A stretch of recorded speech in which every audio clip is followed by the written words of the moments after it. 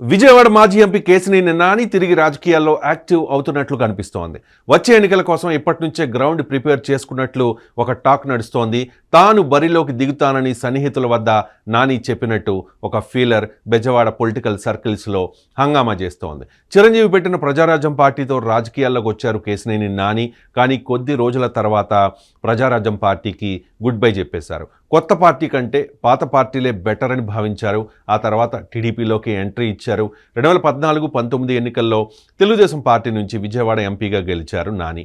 నాకు విజయవాడ అంటే మమకారం, పిచ్చి, రాజకీయాల నుంచి తప్పుకున్నా ఎప్పుడు ప్రజాసేవలోనే ఉంటా, 10 ఏళ్ల పాటు ఎంపీగా ఉన్నా ఎప్పుడు స్వార్థం చూసుకోలేదు, పదవి ఉన్నా లేకపోయినా ప్రజలకు అందుబాటులో ఉంటా అంటూ తాజాగా తన మనసులోని మాటను బయటపెట్టేశారు విజయవాడ మాజీ ఎంపీ కేశినేని శ్రీనివాస్ అలియాస్ కేశినేని నాని.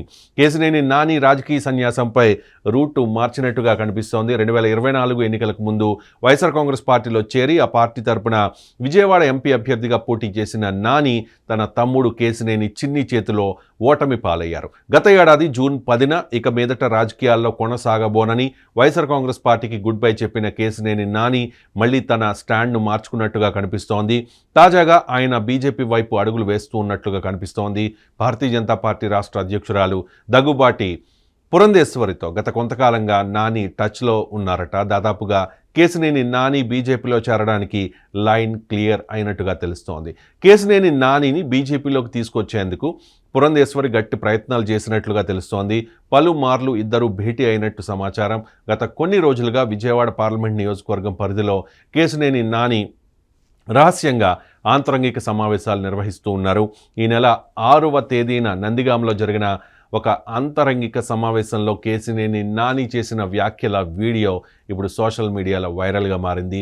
ఆ వీడియోలో నాని తాను రాజకీయాల్లోకి రీ ఎంట్రీ ఇవ్వబోతూ ఉన్నట్టుగా చిన్న హింట్ అయితే ఇచ్చేశారు. విజయవాడ నగరం అంటే తనకు పిచ్చి, మమకారమని, తనను ప్రజాసేవ చేసేందుకు 2 సార్లు ఇక్కడి ప్రజలు తనకు అవకాశం ఇచ్చారని పేర్కొన్నారు నాని. తాను ఎప్పుడూ స్వార్థం లేకుండా పనిచేశానని, తన ఎంపీ పదవిని ఎప్పుడూ కూడా తన స్వార్థ ప్రయోజనాలకు వాడుకోలేదని తెలిపారు. బీజేపీ అగ్రనేత కేంద్ర మంత్రి నితిన్ గడ్కరీతో నానికి మంచి పరిచయాలున్నాయి. తనకు రతన్ టాటాతో పాటు కేంద్ర మంత్రి నితిన్ గడ్కరీ స్ఫూర్తిదాయకులని నాని చెప్పుకొచ్చారు. టాటా ట్రస్ట్ ద్వారా నియోజకవర్గంలో ఎవరూ చేయని సేవలు చేశానని చెప్పారు. గడ్కరీతో ఉన్న పరిచయం కారణంగా విజయవాడ నగరాభివృద్ధికి ఎన్నో ప్రాజెక్టుల్ని తీసుకొచ్చానని తెలిపారు నాని. నందిగామ, ఆ తర్వాత గొల్లపూడి, ఆ తర్వాత తిరువూరులో కూడా రహస్యంగా కేశినేని నాని ఆంతరంగిక సమావేశాలు నిర్వహించారు. అలాగే 2 రోజుల క్రితం ఆటోనగర్లో కూడా తన ఆత్మీయులతో రహస్యంగా నాని భేటీ అయ్యారు.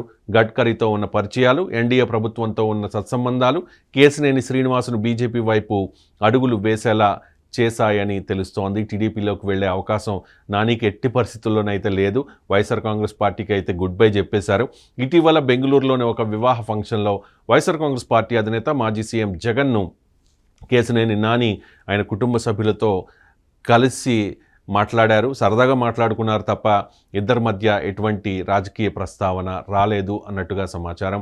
ఇదే సమయంలో బీజేపీ రాష్ట్ర అధ్యక్షురాలు పురంధేశ్వరి కేశినేని నానిని బీజేపీలోకి ఆహ్వానించే ప్రయత్నాలు చేయడంతో నాని మనసు మార్చుకున్నట్లుగా తెలుస్తోంది. కేశినేని నాని తన నిర్ణయాన్ని త్వరలో అధికారికంగా ప్రకటించే అవకాశాలు కనిపిస్తూ ఉన్నాయి. అయితే కేశినేని నాని చేరికను టీడీపీ అంగీకరిస్తుందా అన్నదే పెద్ద ప్రశ్న. ఒకవేళ కేశినేని నాని బీజేపీ తీర్థం పుచ్చుకుంటే విజయవాడ రాజకీయాలు మాత్రమే కాదు, ఆంధ్రప్రదేశ్ రాజకీయాలు, దక్షిణాది రాజకీయాలు కూడా చాలా ఆసక్తికరంగా మారే అవకాశాలు కనిపిస్తూ ఉన్నాయి.